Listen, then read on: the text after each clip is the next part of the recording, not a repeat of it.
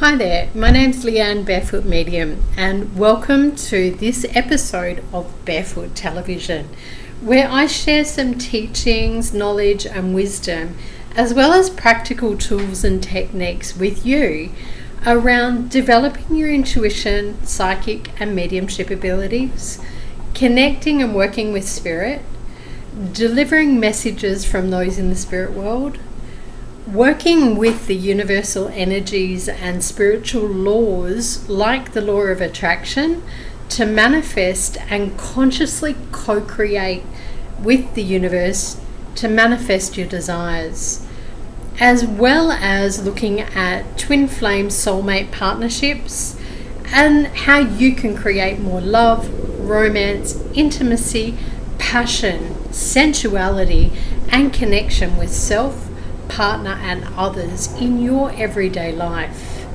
Now, today's episode is really focused around the authentic self versus the false self, as well as reacting and responding. Now, what does that even mean? Well, take a seat, sit back, relax, kick off your shoes, and allow Spirit and I to share with you the wisdom and insight around what the authentic self, false self is, and how it creates reaction and response to different situations, experiences, and people in your life. So, let's first start with the false self. What is it? How do we know what that false self is, and what does it even mean? What does it look like? What does it sound like? Well, the false self is essentially known as the ego, or the fear-based self, and it can influence your perceptions, your thoughts, beliefs, actions, emotions, and really create limitations, blockages, obstacles, challenges, or even steer you completely away from what it is that you value most in life, or what's most important for you, and what your true purpose is in the world. Now, a lot of people talk about the ego or the false self, and it's really hard for people to step back and know that we all have an ego. We all have a false self that we can often project and present to the world, and it's there for a purpose. So don't judge it as right or wrong. Step back and just go, okay, I accept I have a false self. I accept I have an ego self. And sometimes it'll play out. And it does that to keep you safe, to protect you, or to put you in a space where you're familiar or comfortable. Okay? So that's why it can create those limitations or obstacles or challenges. Sometimes pulling you away from what you want because you're fearful, or your beliefs or patterns that sit underneath it say that you're not worthy. Interesting concept, right? Now, when you are being your false self, you're often fulfilling a role that others expect of you. Now, I don't know about you, but I've come through life with people expecting me to do or act or be a certain way, or to take up certain opportunities, or to keep moving forward with opportunities that really serve them rather than me. And so if I follow through with playing a role that others expect me to play, then I'm really not being true and honest to me. So my false self is playing out, or my ego fear-based self is taking up that opportunity or presenting that role or playing that role just to stay safe, because you may not want others to not like you. Now, our false self can play out, or we can be our false self when we're ignoring our true gifts and talents. Now, a lot of people that I come across in my work in particular have intuitive gifts or psychic or mediumship abilities that they may not be using to their full potential. And when you don't use those gifts or talents to their full potential, you're really presenting a false self. Now that's true of any industry. So you may be working in a really logical, traditional career or business, and you may have these beautiful, amazing, creative skills and talents that you're just not using. That's presenting a false self to the world. So you end up feeling like you're not complete, like something's missing, or that you're sending out this false information to the world, and that really attracts back more of the same. It also blocks you from opportunities and experiences that your soul desires.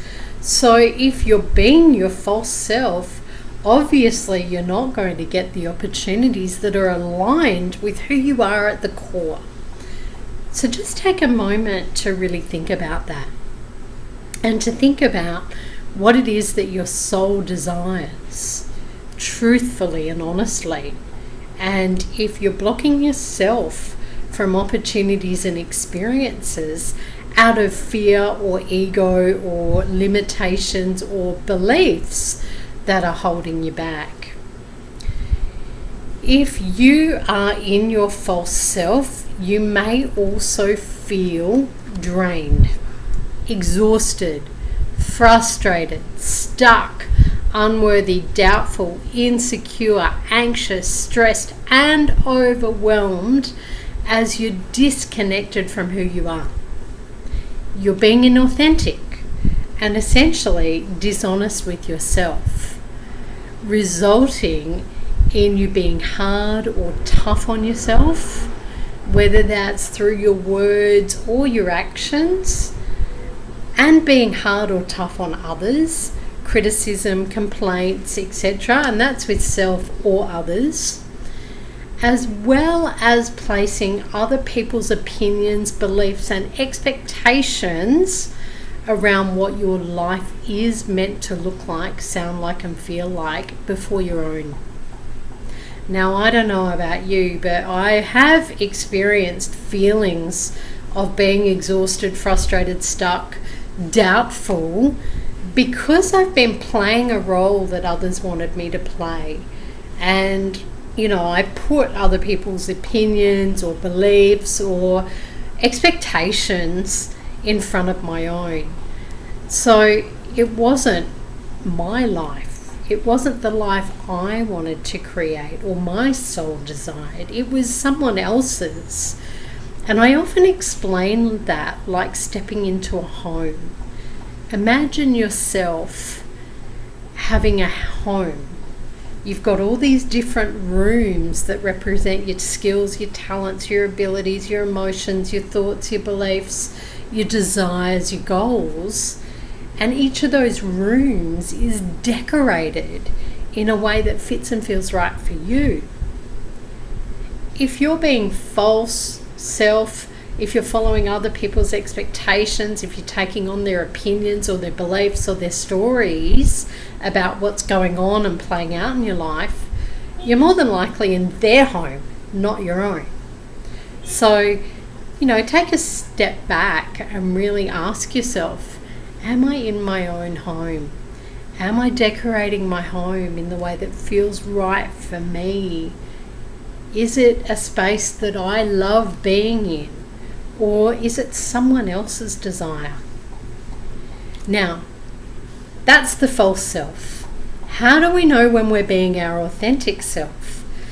When you're being your authentic self or your true self or your loving self, you accept and love every single part of who you are. The good, the bad, the ugly, the beautiful, all of it. The right, the wrong, the challenging, the easy. You are an individual exactly as you are, and it all comes from love. You are using and expressing your unique skills, talents, and wisdom to serve the world in some way, shape, or form. And you feel passionate and joyful and loving by doing it. Your thoughts, your beliefs, your actions, your choices, and your emotions empower you to move forward towards what you want and what you desire in life, not away from it. In other words, your compass is pulling you forward, not backwards. Like your false self pulls you backwards. Your ego self limits you and pulls you back. Your true self pulls you forward, empowering beautiful, flowing ways. When you're being your authentic self, you're also expressing yourself fully. You know what motivates you, what drives you forward. You know your personality. You know the shortcomings and the strengths. You know what you believe in rather than what others expect you to believe in. You are able to be completely open, honest, accepting of yourself and others. And I just want to sit with that for a moment and allow you to really integrate that. You're completely open, honest, and accepting of yourself and others, physically, mentally, emotionally, and spiritually. Right or wrong, good or bad, all of it. Accept it. You appreciate all of who you are. You appreciate your efforts. You appreciate, the wins, the losses, all of it as getting you to where you are now. You also understand the importance of connecting to yourself, others, your intuition, and spirit, and maintaining self-love boundaries. Now, self-love boundaries are what allow you to feel comfortable or uncomfortable, what you're willing to say yes to and what you're willing to say no to. If you're not sure of what your boundaries are, what makes you feel uncomfortable or comfortable, then how can you voice those to others? How can you work with those and really allow yourself to align with your authentic self? Now, when you're being your authentic self, you also feel seen, heard, loved, and valued. It's a big one. How many of you listening to this today, and please feel free to comment on the video, how many of you have felt frustrated, disconnected, or unworthy because others hadn't seen you, heard you, or you don't feel loved by others or valued by others? Remember, when you're authentic, that feeling comes from within. So you need to know what feeling seen, heard, loved, and valued looks like, sounds like, and feels like for you. Then you can teach others how that looks through your self-love boundaries. You trust your intuition, you trust yourself, you trust your decision making, you trust spirit to guide you, you trust your higher self, and knowing what feels right for you moving forward, no matter what other people's opinions, beliefs, or stories are. When you're authentic, you can build healthy and stable relationships, which comes from those self-love boundaries. And, I don't know about you, but in the past, when I didn't value, honor, love myself enough, I surrounded myself with people who were inauthentic, who showed me disrespect, showed me that they didn't value me, didn't love me. And I had to take some time out to really look at what it is that I needed so that I could then teach others what I needed moving forward, so that I could create those healthy and stable relationships. And now I know when some relationship, friendship, partnership, client, colleague, whatever it is out of alignment with my authentic self, then I feel it, I know it, I trust it, and I clear them out. It just is. You also know on a daily basis what those values are, what those needs are, what those wants and desires are in life, and you can keep yourself moving forward and flowing with it because you feel energized, excited, passionate, enthusiastic, peaceful, trusting, and you have faith with being in flow with life itself and with the universe. How awesome and amazing is that, right? Now, in life, you are here to learn and grow. You are here to stretch into more love by learning about yourself, understanding what your wounds are, what you value most, what you need to heal, what you need to transform, what you need to shift in terms of beliefs and behaviours that are limiting you so that you can create the life that you desire and that you want. Because life's short. Do what you want. Do what makes you feel happy and joyful. Essentially, you're here to learn how to be more of your authentic self. So how do you do that? Well, I want to give you a couple of tips today in this episode. And first one, lead with your heart. What does that mean?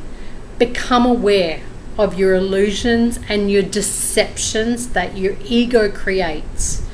So when a situation, experience, or person triggers you, and what I mean by trigger is you got this big energetic button, big red button that someone comes along and pushes, and you react with anger, insecurity, confusion, blame, excuses, putting others first, wanting others to change or changing yourself, feeling guilt, shame, or jumping into playing the victim or control mode.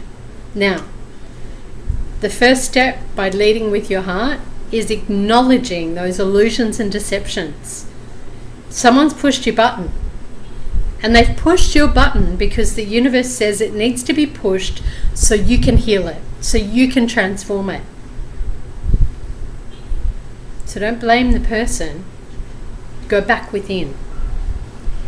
Think about the situation or experience where you felt like you've been triggered, where someone said something, someone's challenged you, or where they've pointed out behaviours or things about you that they don't like.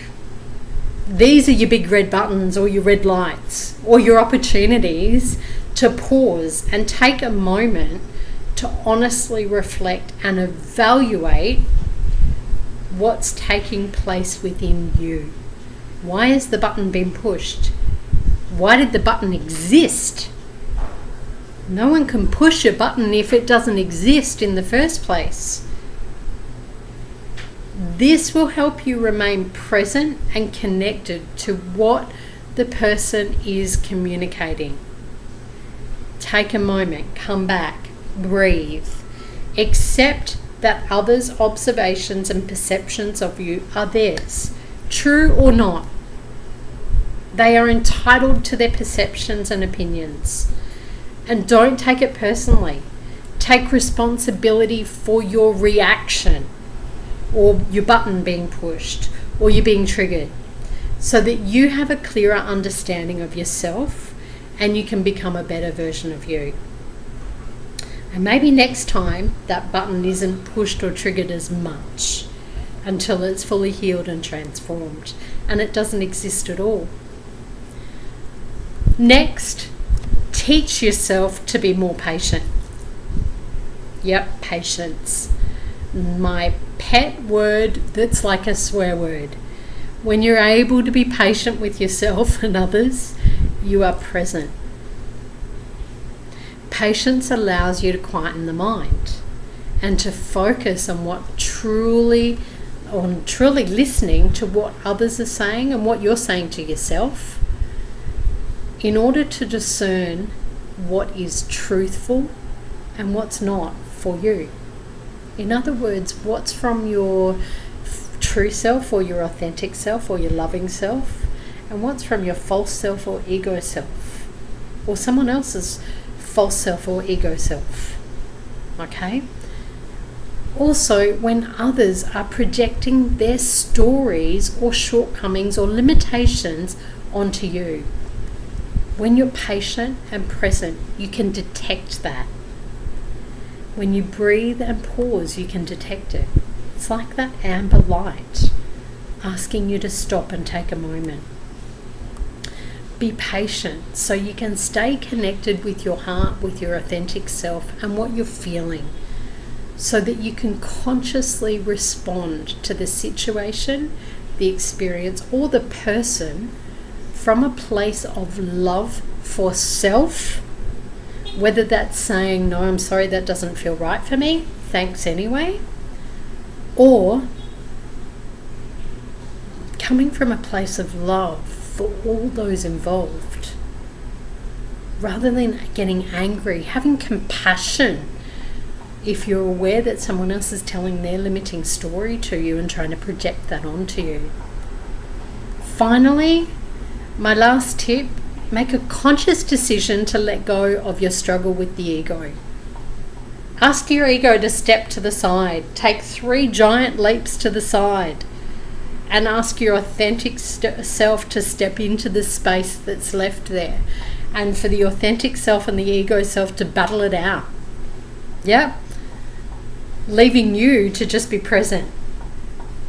The ego, remember, leaves you feeling incomplete, unworthy, unloved, blocked, or lacking the opportunities, experiences, or people your soul desires. So, by persistently and truthfully engaging in self-reflection and making a conscious decision to let go of the ego or the false self, it will fall away and it won't play such a big role. You'll be able to notice it more instantly, and your perception and your view of yourself improves.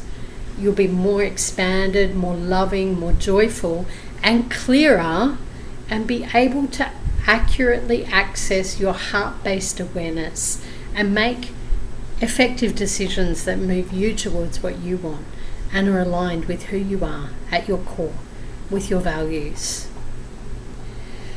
So, quite a bit that I've shared in this episode already.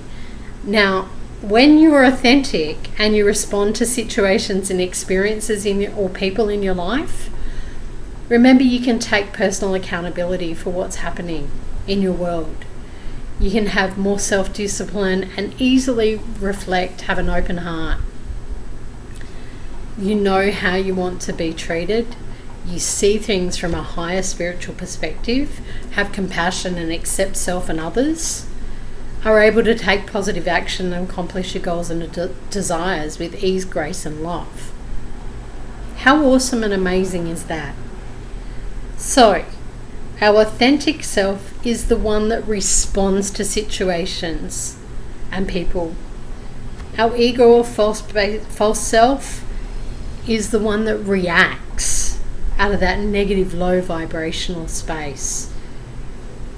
So, wrapping up today's episode, I dare you to kick those shoes off and be your authentic self today and every day from now on. Let me know how you go. Comment on the video. Let me know if you've used these tools and tips to move you forward. If you need help and support with getting rid of that ego self or moving through blockages or healing some traumas or wounds, then please connect further with me through my website, thebarefootmedium.com.au, for readings, coaching, or even through my events or retreat programs, which provide you with individual help and support to move you towards what you want. Thank you so much for joining me for today's episode of Barefoot TV, and I look forward to connecting with you again on the next episode. Bye guys.